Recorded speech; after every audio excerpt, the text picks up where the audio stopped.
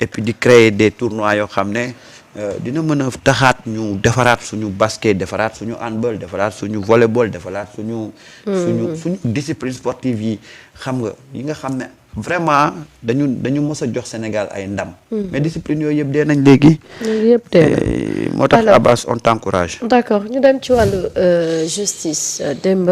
le président Bassirou Diomaye Faye ci rentrée des cours et tribunaux am na kàddu yoo xam ne yëkkati na ko fa waaye tamit wax ci yéexaay bi nga xamante ni am na ci yenn ci atte yoo xam ne war nañ ko def te tout le temps dañuy nemmeeku ni dafay am daal ab yéexantal boo xam ne day am ci mbir yi.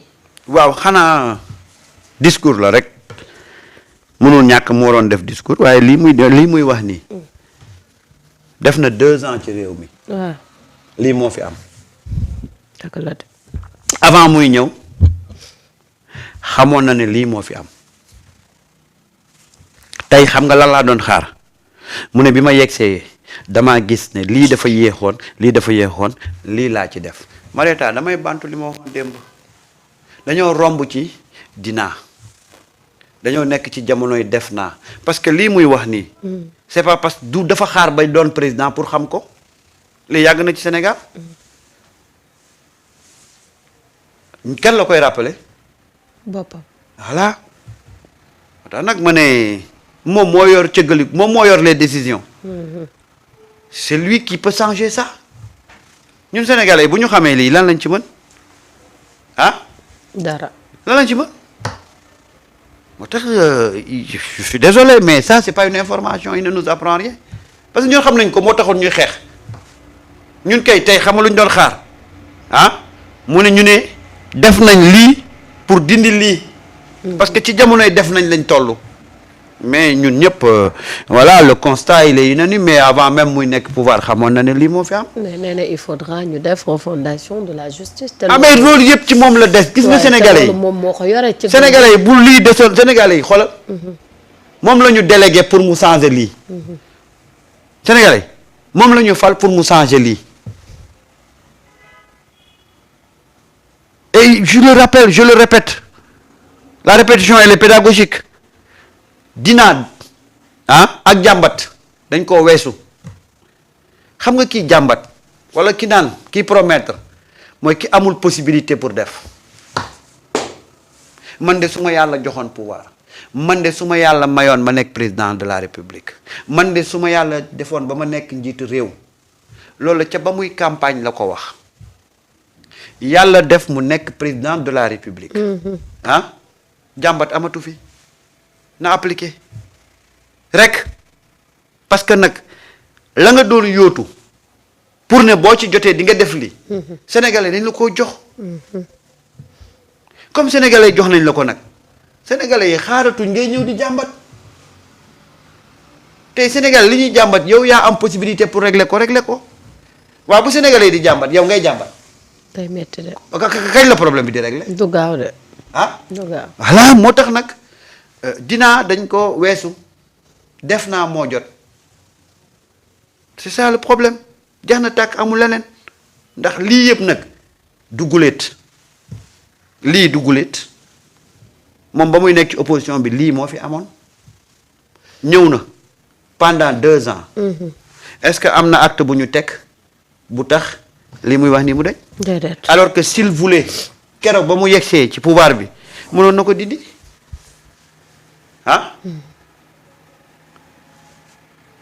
waaw léegi imagineel nga dem sa kër nekk borom kër sa doom yi di jàmbat xiif ngay jàmbat xiif kuy régler seen problème te yow mi ko war a régler war a dem wuti ji loo leen jox waaw toog di jàmbat moo tax nag vraiment Malta moom moo yor décision pour changer les choses mais li mu constaté nii Sénégalais yàgg nañ ko constaté d'ailleurs loolu moo tax les Sénégalais se sont levés en masse pour changer les choses parce que nag lii muy wax nii mais du lu bees les Sénégalais pendant presque lu yàgg Sénégal dañu mës a jooytu ni justice bi di doxee tey lan lu bees la ñu àndil ci wax ji justice bi dañ ko war a changer mais looloo tax des Sénégalais se sont sacrifiés looloo tax des Sénégalais ñu jàpp leen tëj leen looloo tax ay Sénégalais faatu pour changer les choses si maintenant 2 ans après nga ñëwaat li ñu ko wax mais je suis désolé mais d'accord. y a autre chose yoo xam ne moom la ñu war a mën a wax. alors kaddu yi njiitalug magistrature bi kaddu yi mu yëkkati wax ne daanaka daal mel ni kuy tontu askan wi. ni leen yàkkamti gi ngeen bëgg. ci dossier yi suñ ko defee day violer droit. mais alors c'est pour dire aux populations yéen a ngi topp nit ñi naan peut-être réduction des comptes justice pour les martyrs mënuñu gaawantu mais xanaa kon ci jamonoy Macky Sall bi ñu doon àttee fast track Ousmane. mais ni ma ko waxee amutoon gaawantu waa. noonu laa koy répéter ça c'est une autre pièce qui vient s'ajouter dans le dossier de Ousmane fekk ci pièce yi nga xam ne moom la teg pour ñu réviser projet xam nga def ne procès bu ñu précipité mooy trahir ça le droit. le droit procès bu ñu précipité mooy trahir le droit toute précipitation est une trahison du droit. léegi nag comme procès Ousmane dañoo trahir droit. waaw. c'est une raison suffisante aujourd'hui pour réviser ce procès-là kooku benn la ci angle d'analyse bi parce que nag procès Ousmane amul kenn ku fiy toog tey ne procès bi on l'a pas précipité dañoo jéggi woon mot précipitation xam lu ñu doon wax procès fast track donc tey on peut considérer que ci procès Ousmane Sonko on a trahi le droit et dès qu'on trahit le droit cette décision qui émane de ce procès-là ne peut pas être valable. léegi nag damay wax avocat Ousmane yi nañ génne pièce dañ ki yoon ñu jël lii président de la Cour suprême wax ñu def ko rek comme benn dossier ça suffit pour justifier li war a tax ñu réviser le procès de Ousmane Sonko juste pour ça. dëgg la de. xam nga ndeysaan Ousmane joxati nañ ko raison amati na dëgg tey bëgg gi mu bëgg pour ñu réviser procès bi indi laat nañ ko beneen argument boo xam ne argument boobu benn rek Marieta war na mën a suffire pour justifier bëgg bi Ousmane bëgg pour ñu réviser ce procès là parce que nag toute précipitation est une trahison du droit. Le procès Ousmane Mame Mbaye Niang a été un procès fast track. Un procès fait dans la précipitation. Ça veut dire que la décision issue de ce procès-là constitue une trahison du droit. Donc cette décision-là ne peut pas être valable. Point barre. dama yaakaar ne xanaa jamono boobu droit amutoon. non mais dégg nga li ma la wax. Sénégal neex na nag. jamono boobu xanaa droit amutoon. waaye gis nga rek li ma lay wax. adduna dañoo faral di wax ne dëgg rek ay mujj. kese dëgg rek. xoolal wax ji mu wax ak contexte bii mu ko waxee dañoo war a réviser procès bi. ñu naan duñu réviser procès bi ñii naan procès bi bu ñu ko war a réviser il faut un nouvel élément ñu wax loolu. ñu dem indi ne rapport bi ñu doon wax ne am na amul ñu nekk ci di discuter rapport bi waaye président Cour suprême moo ñu génne loo xam ne rek mën nañ cee sukkandiku pour def ko motif bu valable pour ñu réviser procès bi. parce que nee na toute précipitation constitue une trahison du droit. ñu gis ne procès bi dañ koo précipité. waaw kon le droit a été trahi. waaw cette décision là ne peut pas être valable. te muy dëgg de. te muy dëgg. waaw avocat yi jox nañ leen matière bu ci bees. yàlla kenn du moom. kenn du moom. nu ko woykat ba waxee woon sax. yàlla du juum. déedéet. du jël yëfu paate dem jox ko Demba. waaye tamit du jël ndamu Ousmane dem jox ko Mame Mbaye Niang yàlla du juum te dinañ ko ubbi waat ndam li foog ñu jëlaat. waaw kese. ñoom ñoo wax ba dugal seen bopp. léegi nag.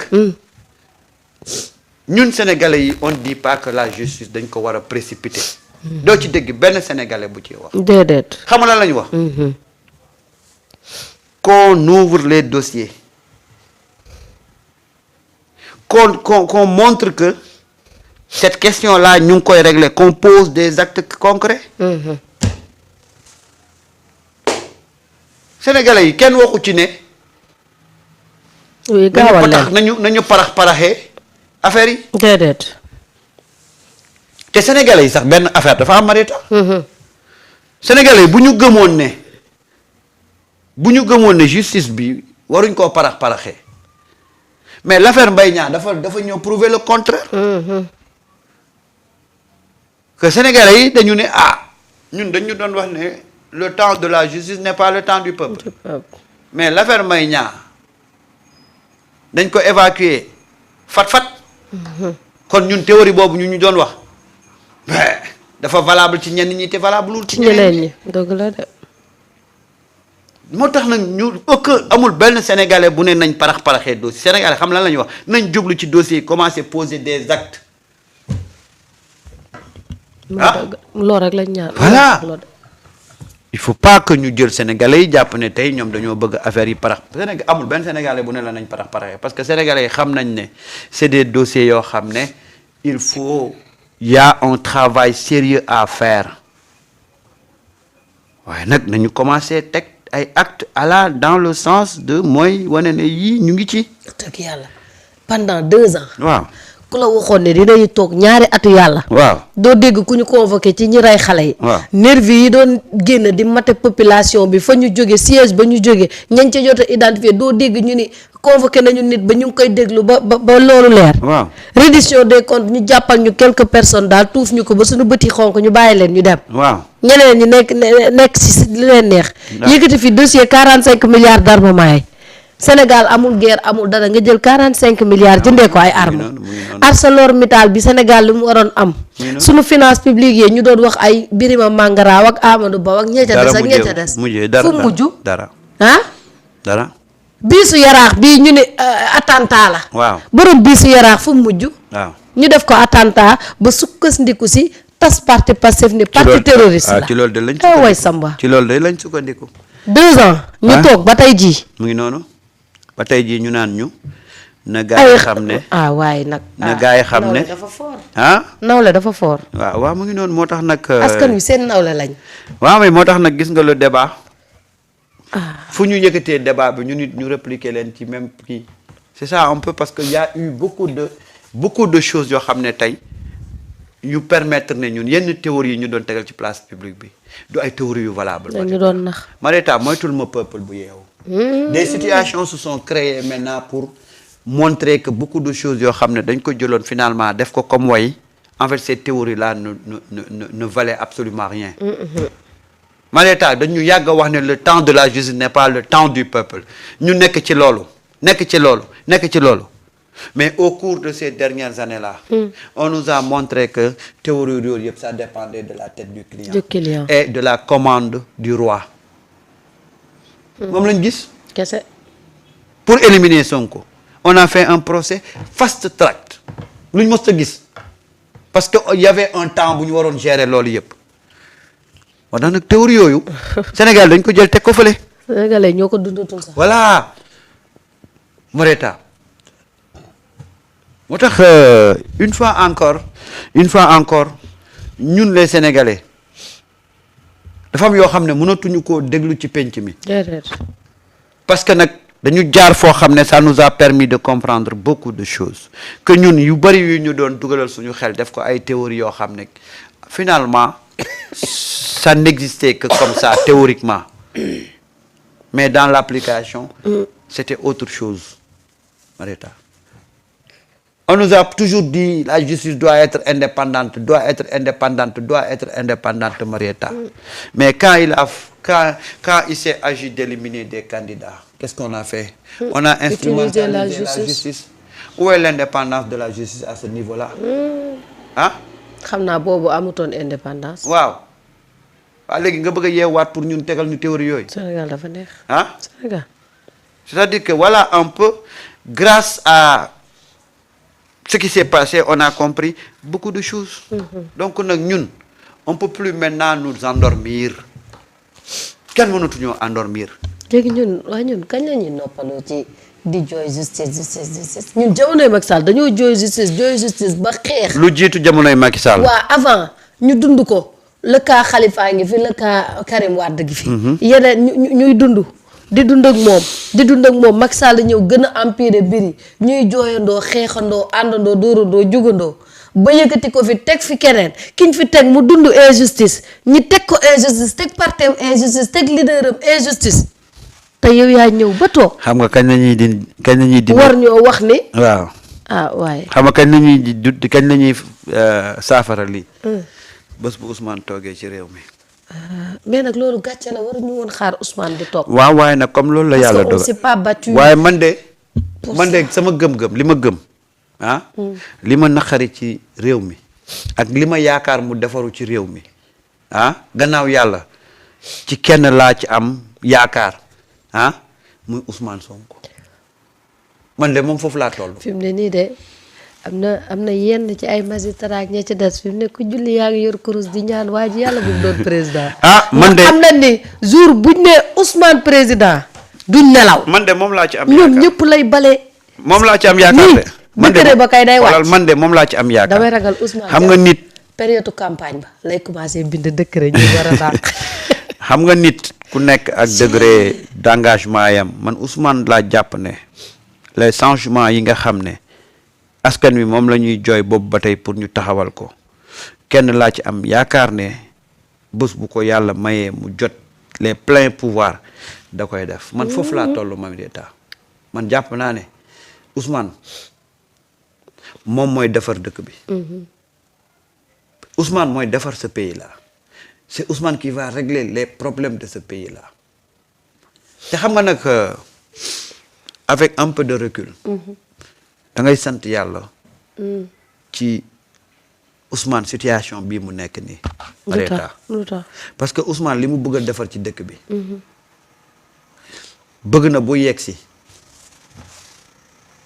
ñu régler ñu stabiliser l'économie de ce pays là. bu ko defee Ousmane chantier xam nga mooy lan. mooy les grandes réformes yi Sénégalais yi di xaar mooy la reddition des comptes bu boobaa Ousmane dana ko mën a doxal te du nekk ci beneen pression économique. day fekk mu xàll yoon bi day fekk mu xàll yoon bi ba teg réew mi ci benn stabilité économique boo xam ne bu Ousmane ñëwee dana am temps wu. réforme yi ñuy wax ak reddition yi ñuy wax ak justice bi ñu bëgg mu concentré wu ci loolu waxoon nga ko sànq. yàlla du juum. déedéet. li tax. Ousmane nekkul président ci jamono ji lu tax Ousmane ñëw nekk premier ministre. c'est pour defaral ko yoon. am na du hasard de. déedéet. yoon bi. waaw 2029 bi mu war a dem. waaw. benn soi-disant.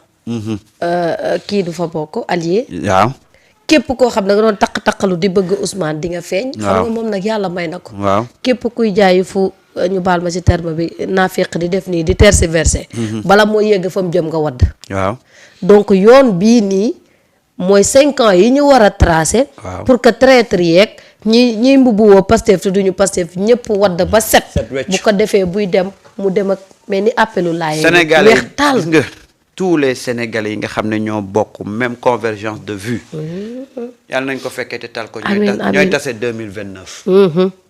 2029 bi ñu jëm. yàlla nañ ko fekkee te tal. waaw tous les Sénégalais yi nga xam ne ñoom ñoo am les mêmes convergence de vue. ci réew mi ñoom ñooy daje 2029. moo tax une fois encore je demande aux Sénégalais. de le soutenir, de l'accompagner, mais surtout de le protéger. Surtout, c'est important. Waaw. Surtout, de le protéger.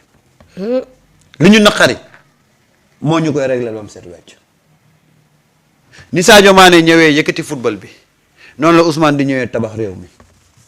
Pape Cheikh am na lu mu wayoon góor gi de. nu mu ko waxati. mun ko li ñu naqari dañ la gisutoon. waaw bala yàlla indee. leeral nga réew mi. xam naa fa ñu mujj rek. mais. ak Ousmane. c'est-à-dire que xoolal. sama baat bi neexul tey. non feebar mais li nga tekki ci biir moo am solo li nga tekki ci biir moo am solo fii xoolal gars yi ñu ngi naan nañ xaar ba 2029 bu leen xaar ba 2029 Ousmane mu ngi ci gouvernement bi di liggéey. mi ngi liggéey jóg leen ànd ak moom. kese. ba keroog 2029. fii bale yoon bi ba mu set. non fii amul lu ñuy xaar. déedéet mu ngi ci xoolal mu ngi ci waar wi ànd leen ak moom ci waar wi 2029 ngeen yëkkati réew mi jox ko mu defar réew mi. li leen naqari woon yëpp mu fajal leen. muy impulsion accélération. jox na tàkk 2029 mooy accélération. mooy accélération. waaw man loolu laa gëm jàppale leen ko ci li mu nekk mu réussir ko ngeen accompagner ko ngeen protéger ko bu ngeen demee ba nag 2029 la ngeen bëgg ci réew mi mu defaral leen ko am na courage bi am na dëggu gi am na jug bi am na fit bi am na fit bi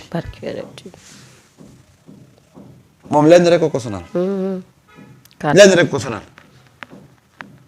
la mu wax ak askan wi balaa moo am jàmm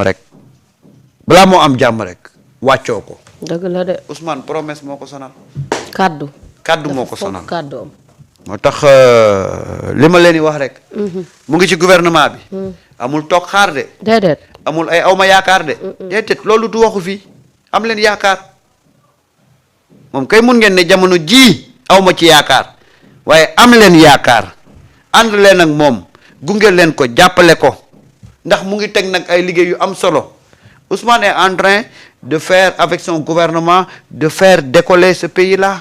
Marieta. wallaay dëkk baa ngi dox de lentement et sûrement. voilà lépp tegu ci yoon. sûrement mais la preuve mooy kan bi ñu jóge nii. waaw. on n'a pas dilapidé de l'argent. On n'a pas bazardé de l'argent. Il n'y a pas eu de problème de prime. Il n'y a pas eu de problème d'hébergement. On a géré bien la CAN et au finish couronné de succès. yeneen ak yeneen yi noonu lay demee. L'économie est en train de bouger. wàññi nañ ceeb wàññi diwlin wàññi fer wàññi ciment wàññi ah.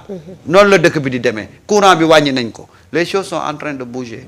ànd leen ak moom ci li mu nekk ànd ak moom ci gouvernement bi li ñuy liggéey ngeen jàppale les membres du gouvernement ñu liggéey Sénégal. 2019 nag. ca lam jotandiwul woon. 29. pour régler ko 2029 ca lam jotandiwul woon pour régler ko ñu jox ko mu régler ko. kese Sénégal dox kese waaye instant bi ci lim jotandi nañ ko ci jàppale. yaa ngi tiital ay nit de. ah. ma ne yaa ngi tiital ay nit de. ah ku tiit rek da ngaa nekkul ci lii.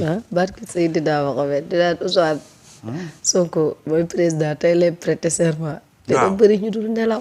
waaw da xam naa yenn magistrat yi dañ koy fanaane kurus bu bët set ndax xola Ousmane ba muy campagne bu muy ñëw war a prêter serment day indaale liste ñëw war a daax.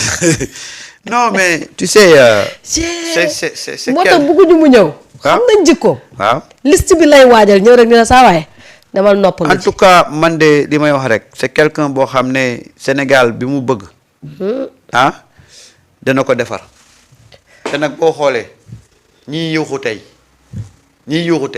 xam nañ fi Sénégal di dem. xam nañ ko de. et loolu moo ñu dese. Marieta aujourd'hui on a des problèmes yoo xam dañ ko war a régler des problèmes. yu am importance te Ousmane mu ngi ko ak son gouvernement ñu ngi koy régler.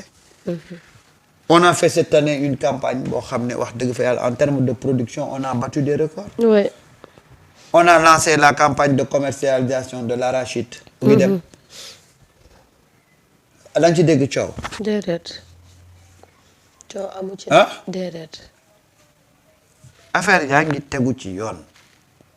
bu ñu demee nag ba 2029 yàlla nañ ko fekkee te tal ko. ah. la mu jotandiwul woon ñu jox ko mu régler ko ñu continuer dem kese bu kenn découragé. bu kenn naan man amatuma ci yaakaar déedéet tey la yaakaar gën a war a mën a taxaw ci penc mi tey la nit ñi gën a war a mën a am yaakaar tey la nit ñi war a gën a mën a xam ne changement bi Sénégal mais écoute c'est-à-dire que il faut ñu comprendre comment vous pouvez penser une seule seconde que 60 ans d'un mauvais système 5 ans